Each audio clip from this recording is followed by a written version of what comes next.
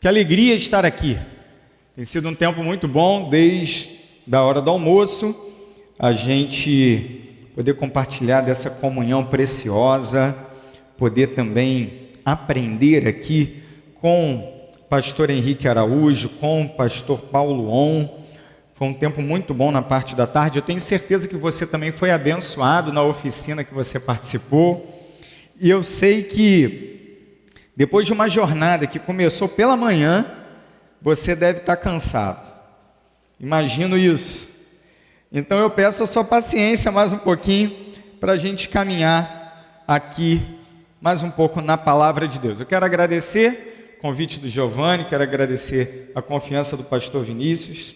Muito obrigado pela oportunidade de estarmos aqui. O tema que me foi proposto para essa noite, para esse tempo aqui, que encerra esse dia de sábado, na nossa conferência teológica, é a teologia e o fervor espiritual, sobretudo no contexto da teologia e sua importância para a igreja local. Meu querido, talvez você desde ontem tenha sido exposto a coisas que você nunca ouviu na vida. Quem aqui aprendeu coisa nova aí, desde ontem? Levanta a mão. A maioria de vocês ouviu aqui, seja ontem com o pastor Paulo, seja hoje pela manhã, novamente com ele, também no período da tarde, na oficina, ou no nosso tempo aqui de bate-papo, você aprendeu uma coisa que você ainda não conhecia. E às vezes quando a gente é exposto a algo que a gente não sabe, algo que a gente nunca ouviu, a gente dá aquela impressão primeiro de espanto, né? Nunca tinha ouvido falar isso, que coisa esquisita, que negócio é esse? Será que é isso mesmo? E você então começa a raciocinar e pensar sobre aquilo que você aprendeu. Mas ato contínuo, nós nos perguntamos a nós mesmos, diante daquela informação nova, para que isso serve? Não é verdade? Você se lembra do seu período de escola, quando você estudava um monte de coisa, e você ficava se perguntando, para que eu estou aprendendo esse trem aqui? Eu não sei qual é a sua experiência com relação à escola. Mas, por exemplo, eu não sei nada de química. Nada, zero. Lucas, zero, absolutamente zero. Não sei nada, tá? Se alguém fala um conceito ou outro, talvez lá no fundo da memória apareça alguma coisa, mas eu não vou saber explicar, eu não vou saber fazer as contas, fazer os cálculos, definir conceitos, não vou saber. Mas eu passei de ano, acredita em mim. Eu tenho diploma para provar. Eu tenho histórico escolar. Minhas notas eram boas, Lucas, até em química. Né? Não tão boas quanto as notas do Lucas de grego, mas eram boas notas, não é? Eu fui aprovado, mas eu nunca consegui relacionar nada daquele negócio com a minha vida prática. Eu sei que serve para alguma coisa. Tenho certeza disso. Creio nisso, inclusive, quando vou na farmácia e compro remédio e tomo, não é? Eu estou acreditando que alguém fez as contas certas, que alguém testou aquele negócio lá e que realmente vai funcionar. Eu acredito. Mas eu, Lucas, não consigo relacionar. E a mesma coisa muitas vezes acontece na nossa vida em relação ao conhecimento teológico. Daí a importância da gente terminar esse dia denso, pesado, intensivo de conhecimento teológico, com a reflexão, para que esse negócio todo serve? Qual é o objetivo disso tudo aqui? Não é? A gente tratou aqui do bate-papo de algumas coisas bem técnicas. E às vezes eu ficava pensando assim, será que o pessoal vai conseguir linkar esse negócio com a sua vida? Bom, eu sei que isso é um processo. Assim como na escola, a gente vai compreendendo a aplicabilidade do conhecimento que a gente adquire no decorrer da nossa jornada, com conhecimento teológico, às vezes o mesmo ocorre. Você precisa amadurecer um pouquinho para entender que aquilo vai ter relevância na sua vida. O meu objetivo aqui, então, não é explicar o aspecto prático de toda e qualquer doutrina da Bíblia, até mesmo porque isso seria impossível.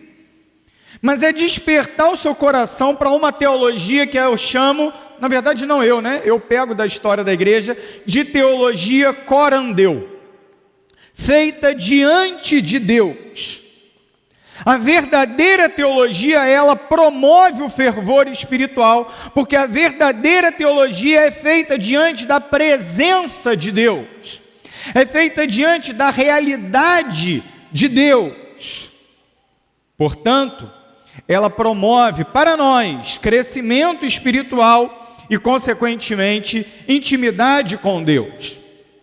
João Calvino abre as suas institutas da religião cristã dizendo que toda a soma de nossa sabedoria, que deve ser tida como verdadeira e sólida sabedoria, consiste em duas partes: o conhecimento de Deus e o de nós mesmos. Toda verdadeira sabedoria passa por isso, conhecimento de Deus e de nós mesmos. E só conheceremos verdadeiramente a nós se conhecermos adequadamente a Deus. O conhecimento de Deus, ao mesmo tempo que se assemelha à contemplação da imensidão, a contemplação daquilo que de tão grande nós aceitamos simplesmente que não vamos compreender. Esse conhecimento também é para nós um espelho que revela para nós mesmos quem somos, como devemos viver. Revela inclusive aquilo que em nós não está em conformidade com o caráter santo do próprio Deus. Por isso, queridos, é fundamental sim conhecer a Deus, mas um conhecimento que não se assemelha ao conhecimento meramente técnico, ou o pretenso conhecimento científico que se afasta do objeto estudado. Não, a teologia é feita mergulhada no divino. Quando estudamos Deus, entramos na sua presença, desfrutamos dessa presença maravilhosa. Por isso, a verdadeira teologia é também uma vida vivida diante de Deus, em sua constante presença. Teologia não esfria a fé, pelo menos não a verdadeira e boa teologia. Quando eu ouço isso, o pastor Henrique fez um comentário hoje à tarde, que alguns de nós já ouvimos em alguns cenários, né? Não, esquece a EBD, aqui você vai aprender uma teologia toda nova, toda inédita, quase como se fosse um conhecimento gnóstico, secreto, que o crente comum não pode compreender, não é? Em alguns desses contextos, parece até que em algum momento vão chamar o crente, o membro da igreja, de trouxas, mas trouxas naquele sentido do Harry Potter, sabe? Aqueles que não são os bruxos, né? Aqueles que não conhecem o conhecimento oculto da magia, como se teologia fosse algo como isso, queridos, nada a ver. A verdadeira teologia não esfria a fé, pelo contrário, a verdadeira teologia joga lenha na fogueira. A verdadeira teologia incendeia o nosso coração, porque desnuda diante dos nossos olhos a realidade de Deus, o seu caráter, o seu desígnio, o seu propósito para as nossas vidas. Então, diante de verdadeira teologia, fruto de uma reflexão sincera, digna da Escritura Sagrada, isso tudo vai nos alimentar, não nos corroer. Mas sim, existem modelos racionalistas da teologia. Existem modelos humanistas da teologia, que não são a verdadeira teologia cristã, mas muitas vezes se apresentam como se fossem. E isso sim é veneno, que contamina os nossos corações, contamina as nossas igrejas e enfraquece a nossa fé. Como discernir uma boa teologia de uma má teologia? Pelos frutos, pelo resultado que isso traz para o meu e para o seu coração e para a nossa comunidade de fé. Eu quero trazer 2 textos como base da nossa reflexão nessa noite. Não é um sermão expositivo, mas são alguns apontamentos, algumas reflexões, mas que terão como base 2 passagens da Escritura Sagrada. 2 Coríntios 4, versos 6 e 7, e Mateus 16, 24 e 25. 2 Coríntios 4, 6 e 7, e Mateus 17, 24 e 25. Visitaremos outros textos, mas iniciaremos aqui. Diz assim a palavra de Deus. Porque Deus que disse, das trevas resplandecerá a luz, Ele mesmo resplandeceu em nosso coração para a iluminação do conhecimento da glória de Deus na face de Cristo. Temos, porém, este tesouro em vasos de barro, para que a excelência do poder seja de Deus e não de nós. Mateus 16, 24 e 25. Então disse Jesus aos seus discípulos, se alguém quiser vir após mim, a si mesmo se negue, tome a sua cruz e siga-me. Pois quem quiser salvar a sua vida, perdê-la-á. E quem perder a vida por minha causa, achá-la-á. Palavra de Deus. Primeiro ponto, queridos, que queremos trabalhar nessa noite, nessas reflexões, nesses apontamentos, é falar um pouquinho sobre essa teologia corandeu. Essa teologia feita diante da face de Deus, diante da presença de Deus. Teologia, como o próprio nome diz, tem a ver com o estudo das coisas de Deus, ou o que se pode falar de verdadeiro sobre a pessoa de Deus. Básico é, todos nós sabemos disso, que nós não descobrimos a Deus, mas Ele se revela a nós.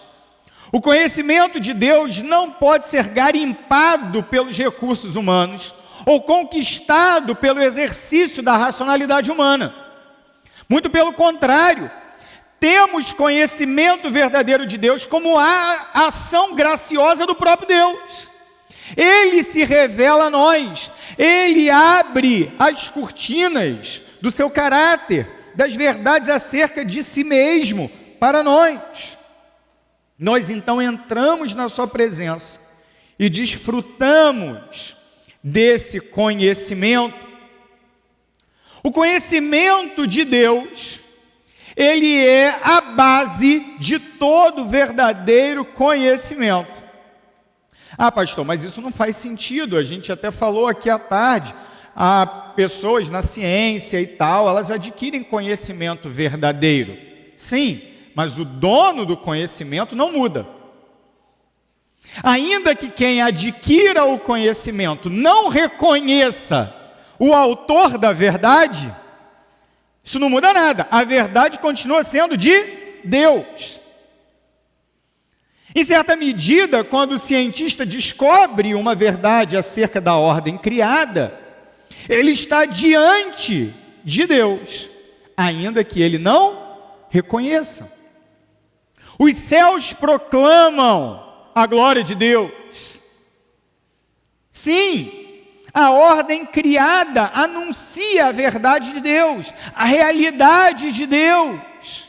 Quando contemplamos a natureza, podemos discernir a existência de um Criador. O livro da natureza é revelação de Deus. Ainda que aquele que o estude não reconheça o seu autor, ele lê um livro escrito por Deus. Os códigos da ordem criada são dadas para nós pelo próprio Deus. Contudo, o crente, ele pode analisar tanto a revelação da natureza quanto a revelação da Escritura com a consciência da personalidade do seu autor. É isso que falamos acerca desse conhecimento corandeu.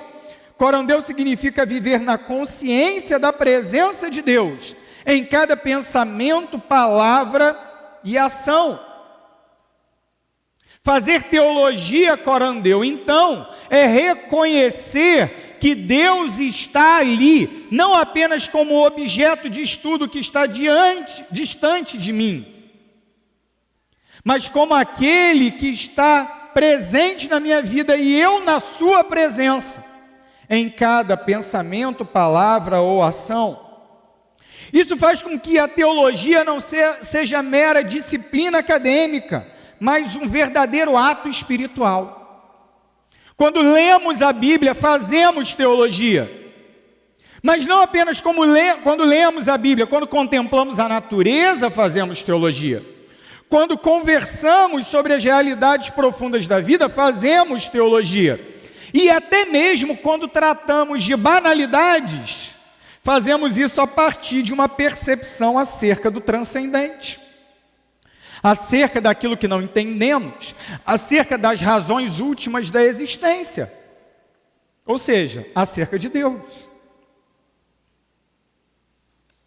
Todo fazer humano é teológico e, portanto, espiritual. O crente, ele pode viver a sua vida com a consciência de que estamos sempre, todos os momentos, absolutamente todos, diante de Deus. E isso muda tudo, queridos, porque o nosso estudo bíblico se transforma num ato de adoração, não em mera interpretação de texto. Quando nós abrimos o texto sagrado, seja num momento devocional, em que buscamos uma orientação prática para a vida, seja num estudo mais aprofundado, no labor exegético, com a língua original, com a história, com outros ferramentais, não importa, o espírito do intérprete é o mesmo. Ao buscar o Senhor na palavra, eu em primeiro lugar me ajoelho e me submeto a Ele. A autoridade da Bíblia é real, porque a autoridade de Deus é real. E Deus é o autor de todas as palavras e de cada palavra desse livro.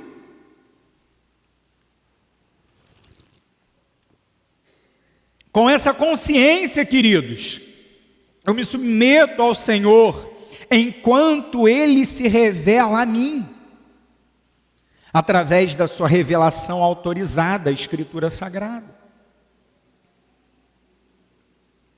Tudo isso que ouvimos nesse dia e ontem, tudo isso que é ensinado na escola bíblica dessa igreja, tudo isso que é ensinado nas salas de aula dos nossos seminários, meus irmãos, nada terá valor se não for recepcionado no temor do Senhor. Nada. Com isso, eu não estou propondo qualquer tipo de revelação existencialista, como uma experiência existencial que então dá sentido. Não estou falando isso não. A Bíblia é a palavra de Deus e ponto, acabou. Ela é a palavra de Deus mesmo que ninguém leia. Se ninguém lê, a Bíblia continua sendo autoridade do mesmo jeito. Né? E quem vai se dar mal é quem não lê. Deus não vai mudar nada, Deus não vai ser menos Deus, Deus não vai ficar chateado, não é? Nada disso. A Bíblia é a Bíblia e acabou. Contudo, a Bíblia ela foi dada para gerar em nós transformação de vida. Então, eu devo abordar a Bíblia, eu devo abordar o texto bíblico, eu devo abordar as ferramentas que me ajudam a entender melhor essa revelação, eu devo receber o ensino de pessoas a partir do texto sagrado com temor. Não temor do pastor, mas temor do Senhor. O pastor, ele é boca do Senhor. Ele tem a função de falar das coisas que vêm desse livro, mas a autoridade não é inerentemente nossa. Não existe autoridade inerente na função pastoral. A autoridade é derivada de Deus, que governa a sua igreja por intermédio da sua santa palavra. Agora, 19 anos de educação teológica. Eu devo reconhecer, queridos, que nem sempre essa é a realidade nas salas de aula do seminário. E às vezes, o costume vai gerando uma ideia de banalização do estudo teológico. Eu já estudei tanto, todo dia aqui e tal, né? Os alunos do Seminário do Sul, do presencial, sabem como é que é isso, né? Todo dia essa colina, todo dia essa ladeira, todo dia subo esse negócio, chego suado lá em cima, né? É um sofrimento. E o cara já chega lá preocupado com a colina, né? Angustiado, suado. E ele senta na sala de aula e muitas vezes ele não realiza de que quando a Bíblia é aberta é Deus falando. Não é um perigo da teologia, é um perigo do coração do teólogo, banalizar o conhecimento verdadeiro de Deus. Por isso que às vezes o sentimento que eu tenho é que o crente entende melhor esse negócio aqui, principalmente o novo crente, do que os burro velho e do que muito vocacionado também. E aqui me permitam essa breve puxadinha de orelha, não é? Estudar teologia, como os irmãos estão fazendo nesse final de semana, é muito importante. Mas nunca permitam que esse conhecimento seja recebido por vocês como algo trivial, banal. Ao ter a exposição da Escritura, queridos, nós entramos na sala do trono. Nós contemplamos o nosso Salvador. Ele diz para nós, aqui estou. No Evangelho, Deus se doa a nós, não é isso? John Piper fala isso tão bem no Deus é o Evangelho. Deus se doa a nós no Evangelho. E se Deus, então, Ele quer se dar a nós, livremente, no seu conhecimento, não façamos disso algo sem valor. Pelo contrário, vivamos constantemente o deslumbramento do conhecimento diante de Deus, do conhecimento corandeu. A verdadeira teologia deve levar à adoração, e de fato, ela mesma já é em si mesma ato de adoração. Nunca se esqueça que o objetivo da teologia não é informação, mas transformação. Kevin Van Hooser fala na introdução do seu livro, há um significado nesse texto, acerca da tendência atual de intérpretes, de estudiosos, eruditos até, procurarem sempre traçar ou definir uma nova proposta interpretativa da Bíblia. E ele diz, há muitos que querem interpretar a Bíblia. O problema é que vivemos dias em que poucos querem obedecer. A interpretação é ato inevitável. Ela vai acontecer. Contudo, o nosso intuito diante do nosso Senhor é um coração submisso e obediente diante dele. Que ao abrirmos a Escritura, que ao sermos expostos ao conteúdo da Escritura, que ao estudarmos a doutrina, que ao estudarmos ferramentas para entendermos melhor a Bíblia, a nossa intenção seja, em primeiro lugar, obedecer. Vencer sim a interpretação, passar por ela, mas não para tirar dela uma ideia que já está pré-concebida em mim. Não para simplesmente ter um artigo para escrever e publicar. Não para ser o autor de algo que ninguém nunca falou. Na verdade, se tem um negócio perigoso, é gente tentando inventar novidade depois de 2000 anos de cristianismo, né? Se alguém inventar coisa nova, você pode ter certeza que é fria. Corre que é fria. Não, queridos. Não é para isso que nós abordamos a Bíblia. Nós vamos até a palavra de Deus com o intuito de obedecê-la. O conhecimento de Deus, a teologia corandeu, é um conhecimento que leva à transformação e leva à adoração. Em segundo lugar, a teologia feita diante de Deus gera santidade e fervor. Como eu vou saber que a teologia que eu estou fazendo, que eu estou buscando, que eu estou estudando no YouTube, no livro, num curso online aí que eu compro, sei lá, como que eu vou saber que esse negócio é bom mesmo? Se isso aí está transformando a nossa vida, eu estou vivendo mais parecido com Jesus. Pastor, eu pensei que tinha a ver só com conhecimento, eu pensei que tinha que ver com ganhar debate. Né? O Paulo falou hoje aqui sobre debate, que ninguém mais debate nada, né? Todo mundo quer simplesmente gritar mais alto, é uma disputa de quem grita mais alto. Mas tem gente que ainda tem também essa expectativa do debate, né? Não, tem um cara lá na minha escola, na minha faculdade, que ele fica alfinetando, então eu vou estudar aqui, porque hoje eu vou passar rasteira nesse cara. A gente gosta de ganhar discussão, não é? Quem não gosta? Todo mundo aqui gosta, você gosta também. Tem uns que são mais efusivos nessa disputa de argumentos com outras pessoas, outros que são mais discretos, mas a verdade é que ninguém gosta de sair de uma discussão derrotado, ninguém.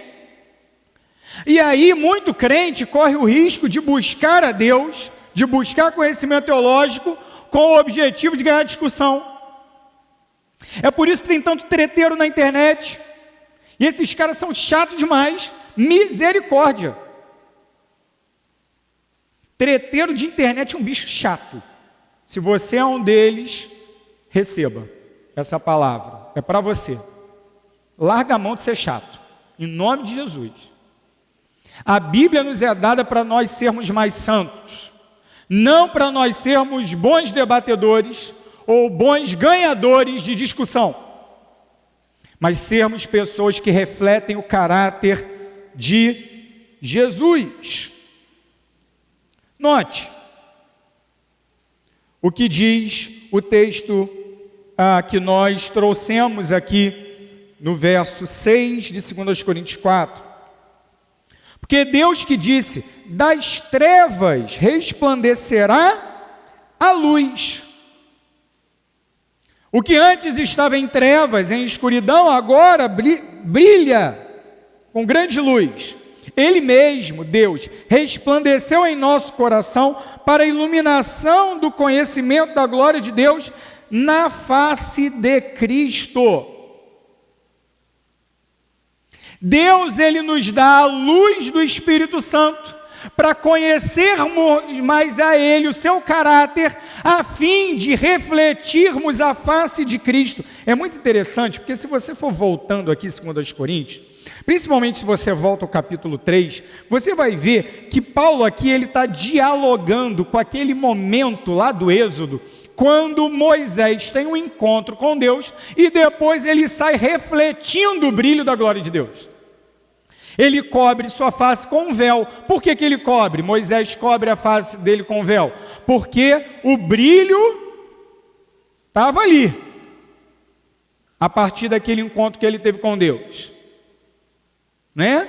E ele também não queria que o brilho fosse se perdendo, que com o tempo foi passando.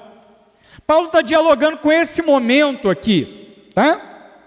Ele fala, por exemplo, no verso 18 do capítulo 3, e todos nós com o rosto, veja a palavra face aqui novamente, todos nós com o rosto desvendado, contemplando como por um espelho a glória do Senhor, somos transformados de glória em glória em sua própria imagem, como pelo Senhor o Espírito.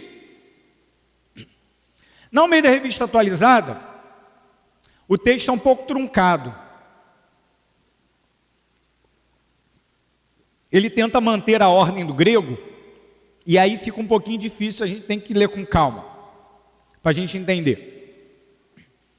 Em primeiro lugar, ele está falando nós. Quem são nós? Ele e os crentes para quem ele escreve. Isso se aplica para todos os crentes, nós também. Todos nós um dia tivemos os nossos rostos desvendados, ou seja, estávamos cegos, éramos cegos espiritualmente, e agora podemos ver. Isso aqui é uma referência ao ato da salvação, da justificação. Nós estávamos incapacitados de contemplar o Senhor e agora podemos ver, porque as vendas dos nossos olhos foram retiradas. E o que nós fazemos?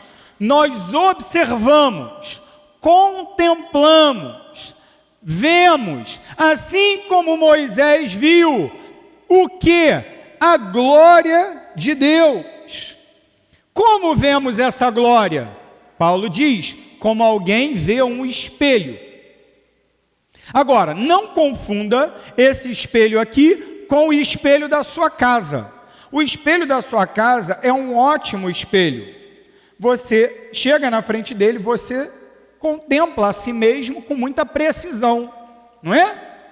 Contudo, naquela época, a maioria dos espelhos era uma espécie de prato de bronze polido, em que o camarada, ele meio que tinha que ir movendo o prato para conseguir discernir a sua própria imagem. Então ele não conseguia se contemplar instantaneamente. Ele ia se vendo conforme ele manejava o espelho. Por isso que ele diz que assim como o espelho nós vemos a Deus de glória em glória. Não é instantâneo, não é de uma vez. Deus não nos santifica assim. Deus, ele vai se revelando a nós. Deus, ele vai se demonstrando a nós, como quem vê um espelho antigo, em experiência a experiência. Deus, ele vai mostrando para nós quem ele é, para que o nosso rosto, que um dia foi desvendado, agora resplandeça a imagem do nosso Salvador. Veja que ao contemplar esse espelho, nós não vemos a nós mesmos, nós vemos o Senhor e por Ele somos transformados, gradativamente, de glória em glória, experiência em experiência, a sua própria imagem. Imagem de quem?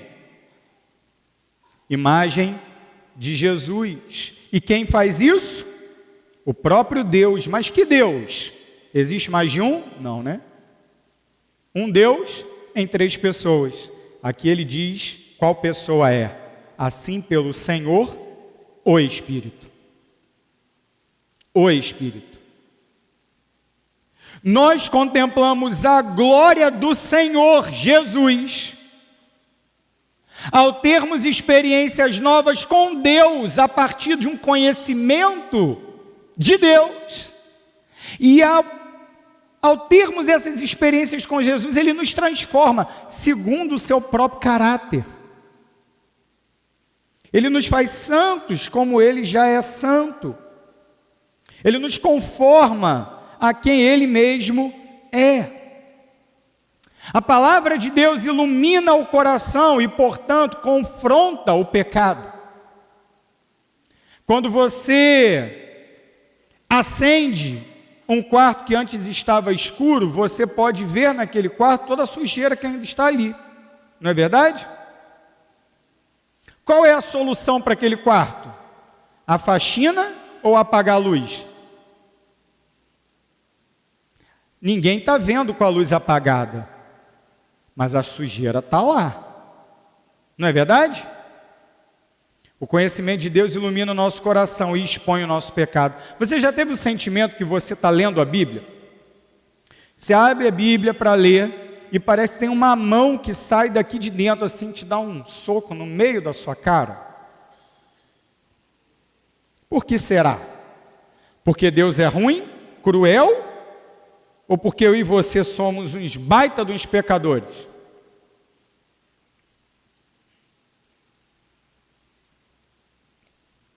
No conhecimento de Deus, nós reconhecemos quem Ele é e sua santidade. Consequentemente, a nossa pecaminosidade é exposta. Não para o nosso mal, não para nos maltratar, mas para nos transformar segundo o padrão perfeito de Jesus Cristo. Santidade não deve ser confundido com moralismo, mas é uma resposta necessária à revelação de Deus a nós. Deus graciosamente se revela a nós para promover a nossa salvação.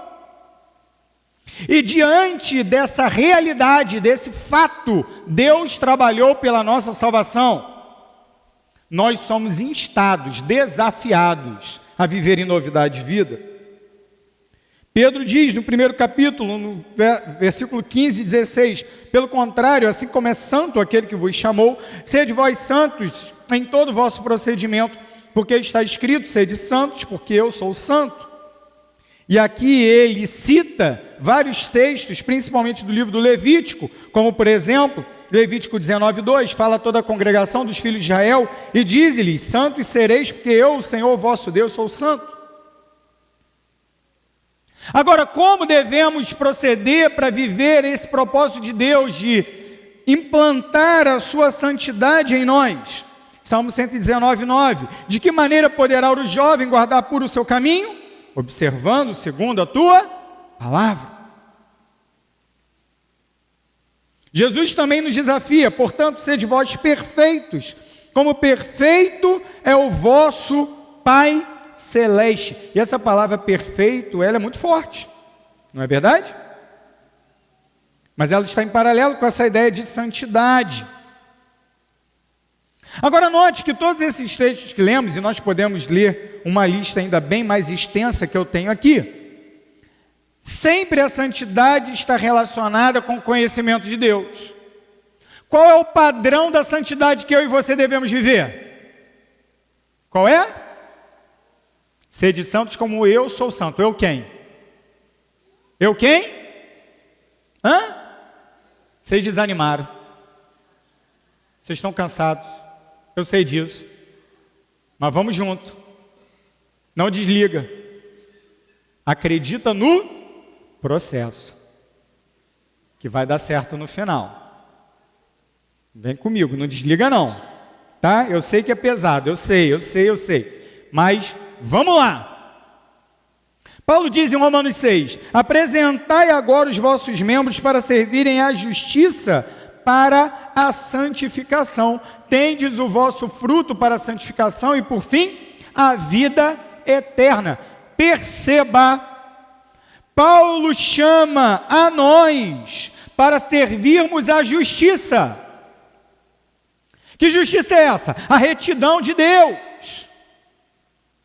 Qual é o resultado desse nosso serviço ao caráter de Deus, a quem Deus é? Uma vida de santificação. E onde que essa vida de santificação vai nos levar? Adivinha só? A vida eterna.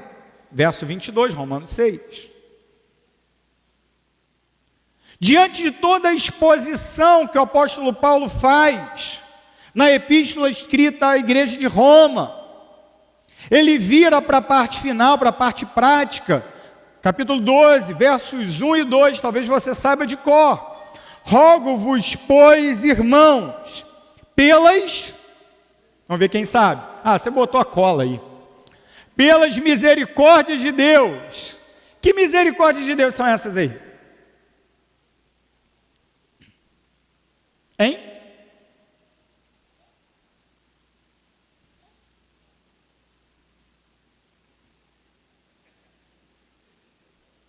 Ainda tem massa aí, gente, ainda tem massa, pensa. Que misericórdia de Deus é essa aí que ele está falando? O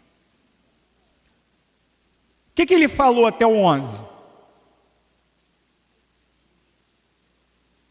Se você vai folheando do 11 para trás, do que ele está falando? No 1, no 2, no 3, o que ele diz? O homem é pecador miserável, está longe de Deus, separado de Deus. No 3:20 para frente, o que ele diz? Deus atuou para justificar o homem, para salvar o homem. E essa justiça é recebida pela fé somente. 3, 4, 5. 6, 7, 8, ele fala, o que diremos diante dessas coisas? Prosseguiremos a pecar para que a graça de Deus se manifeste ainda mais? De maneira nenhuma. A graça infinita de Deus não é motivo ou desculpa para a gente chutar o balde. Pelo contrário, aquele que reconhece a grandiosidade de Deus, vive em santidade. Paulo chama a santidade. 6, 7 e 8. E ele termina o 8 dizendo o seguinte: aquilo que Deus começou, ele vai fazer. Aos que Deus predestinou, esses também justificou, os que justificou, esses chamou, os que chamou, glorificou. Romanos 8:30. Aquilo que Deus começou, ele vai fazer até o final. Porque não depende de nós, depende de Deus. E Deus determina, vai acontecer, acabou. E aí qual é o encorajamento que ele traz em seguida? Diante dessa realidade, dessa promessa maravilhosa de Deus, quem nos separará do amor de Cristo? Ninguém. Nada pode nos separar do amor de Deus. Por que nós não podemos ser separados do amor de Deus? Porque a santificação é um processo necessário, ele vai acontecer na vida de todo crente. Ele vai acontecer. Quem garante é o próprio Deus. Romanos 8:29, porquanto os que de antemão conheceu, também os predestinou para serem conformes à imagem do seu Filho, a fim de que ele seja o primogênito entre muitos irmãos. O propósito de Deus para todo salvo é implantar o caráter de Jesus em nós, de maneira que todos nós andemos por esse mundo de trevas, refletindo a glória maravilhosa do nosso Salvador. Isso vai acontecer, gradativamente, de glória em glória, de dia a dia, mas sempre a partir do verdadeiro conhecimento de Deus. Quais são as misericórdias? Estávamos mortos, Deus nos salvou, e Ele mesmo garante a nossa santificação. Romanos 9, 10 e 11 é o trecho que fala da soberania. E Deus faz isso porque Ele faz e pronto, acabou. Aquilo que Deus faz, está feito. Poderia resumir Romanos 8, 9, 10 e 11 com um único versículo de Jó. Bem sei que tudo podes e que nenhum dos teus propósitos pode ser frustrado. Aquilo que Deus determina vai acontecer, e ainda bem. Por quê? Porque se a gente se salvasse, a gente ia acabar tudo no inferno. Mas ainda bem que quem me salvou é Jesus. E porque Jesus me salvou e não eu mesmo, eu estou garantido. Ninguém poderá me arrebatar das suas mãos. Isso tudo são as misericórdias de Deus. Um Deus soberano enxerga uma humanidade morta em seus delitos e pecados, justifica pecadores a partir do sangue derramado do seu Filho, coloca esses pecadores miseráveis num projeto de santificação que lança a luz a esse mundo de trevas. Essas são as misericórdias de Deus. Paulo está dizendo, diante daquilo que Deus já fez, agora tem a tua parte, cara. Você tem que fazer alguma coisa. Você tem que fazer o quê? Que apresenteis os vossos corpos, né? Que apresenteis os vossos corpos como sacrifício vivo, santo e agradável a Deus, e este é o vosso culto racional. O que fazer diante da realidade do Evangelho? Dizer, Deus, eu estou aqui, mata o velho homem, hoje de novo. Estou aqui. Que tudo aquilo que lembra o Lucas de antigamente seja crucificado hoje mais uma vez. Seja destruído hoje mais uma vez. Faça morrer a minha carne, para que eu viva em novidade de vida. E como vai ser essa vida nova? Mas transformai-vos pela renovação do vosso... É porque crente velho decora na revista corrigida, né? Na área está lá, renovação da vossa mente. Isso aí é lá da época de criança ainda. Pela renovação da vossa mente. Na outra versão, pela renovação do vosso entendimento. Da nossa maneira de pensar. Os nossos processos mentais são transformados pelo Evangelho, mas isso só é possível diante do conhecimento verdadeiro de Deus. Transformai-vos pela renovação da vossa mente. Para quê? Para que a gente seja pessoas que entendem tudo de teologia e respondem corretamente todas as provas do seminário. Não, para que experimenteis. O objetivo é a experiência. para que experimenteis qual seja a boa, agradável e perfeita vontade de Deus. O meu pai, ele tem um trocadilho que ajuda muito a entender esse conhecimento que transforma de Deus. Ele sempre diz: a diferença entre saber e sabor é uma única letra. A diferença entre saber e sabor é uma única letra. Quando nós percebemos, conhecemos, experimentamos o sabor de Deus, o gosto de Deus, as delícias da presença de Deus, a experiência da sala do trono, do Santo dos Santos, aí realmente nós conhecemos Deus. Aí sim a gente pode dizer: agora eu sei. Não é o diploma do seminário, não é o doutorado em teologia, ainda que tudo isso também tenha o seu valor. Não estou desmerecendo, mas tudo isso será inútil se não estiver relacionado e a serviço da experiência da boa, agradável e perfeita vontade de Deus. Onde não há conhecimento de Deus, não pode haver santidade de vida. Para que estudamos teologia? Para termos a nossa vida transformada. Contudo, também é verdadeiro que um conhecimento de Deus que não gera transformação é um conhecimento ou muito superficial ou falso. Ou você ainda não entendeu, você só é um papagaio que repete proposições teológicas, ou você está estudando a teologia errada. Então, cuidado. Transformação de vida, fervor espiritual que vem do conhecimento de Deus. Terceiro lugar, a teologia que conduz à renúncia e confiança. Teologia deve ser feita na presença de Deus, desfrutando dessa presença maravilhosa de Deus. Deve produzir transformação de vida e santidade pessoal, mas também nos conduz à renúncia.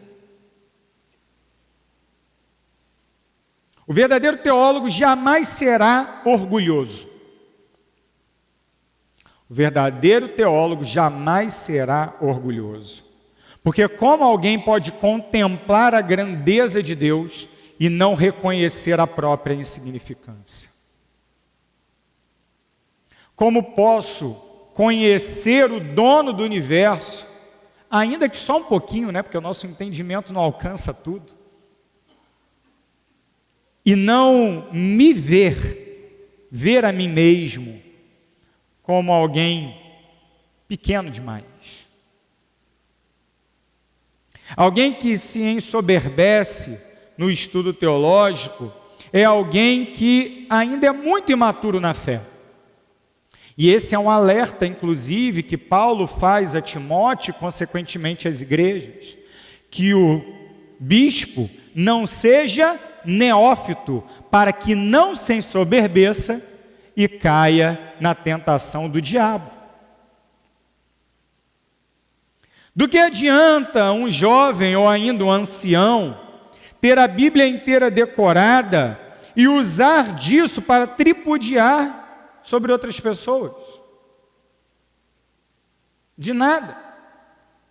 Na verdade, essa pessoa não conhece mesmo a Deus, ele simplesmente acumulou um grande número de curiosidades teológicas. E tem muita gente que confunde estudo teológico com o acúmulo de curiosidades teológicas. Tem gente que vai aos livros, vai à teologia para depois responder adequadamente todas as perguntas até chegar àquela pergunta do 1 milhão de reais. Lembram disso? Só quem é velho lembra, né? Tem gente que estuda teologia para passar no show do milhão. Não é? E isso é muito estranho. Isso é muito estranho. A teologia é vida. E ela nos leva não a uma postura orgulhosa, mas a uma postura de renúncia. Mateus 16, 24, que lemos no início, Ali lemos: se alguém quiser vir após mim, a si mesmo se negue, tome a sua cruz e siga-me.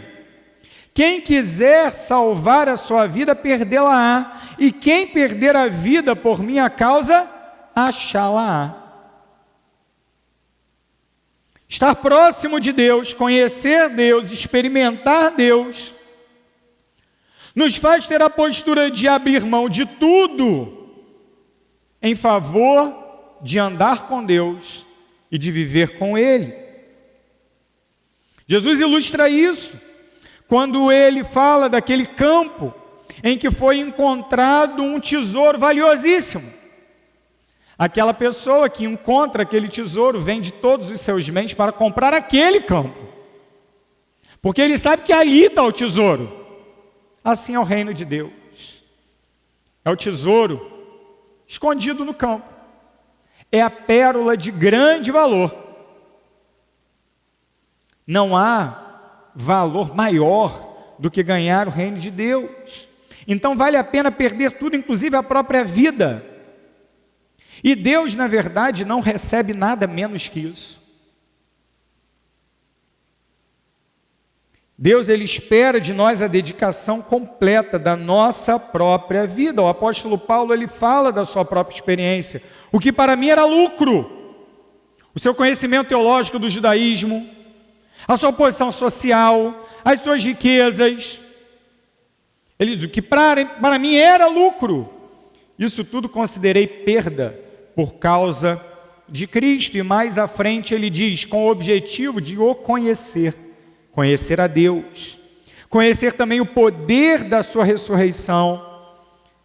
E olha o que Paulo diz: a comunhão dos seus sofrimentos.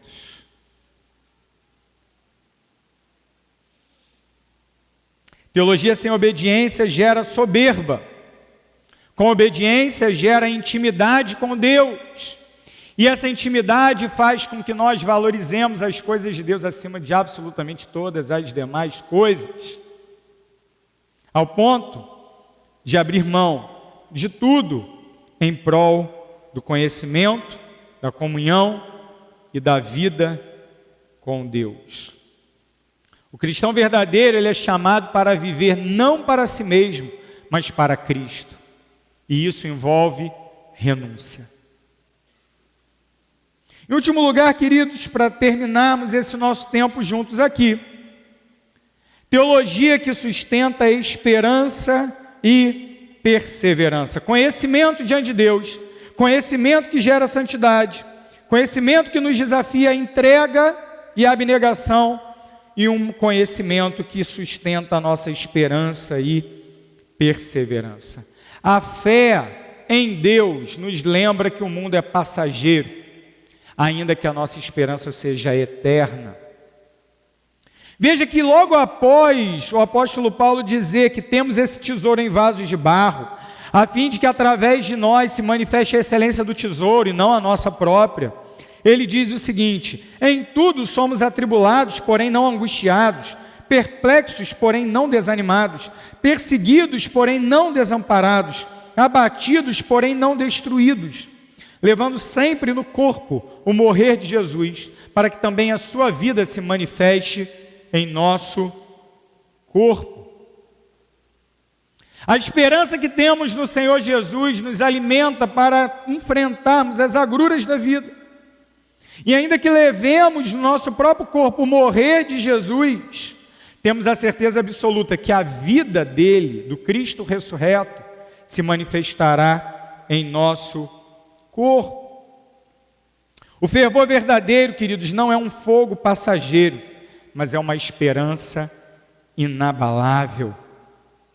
Inabalável. Cristo não nos chama a uma vida fácil, mas uma vida de vitória, porque sabemos qual será o final. Para terminar, queridos, a verdadeira teologia, ela é feita diante de Deus, coram Deus, e ela gera como fruto conhecimento reverente do Senhor, santidade na prática, entrega e confiança e esperança viva. A verdadeira teologia, ela é feita em devoção. Uma teologia sem devoção é uma teologia falsa. E o objetivo de Deus é vivermos para a sua glória.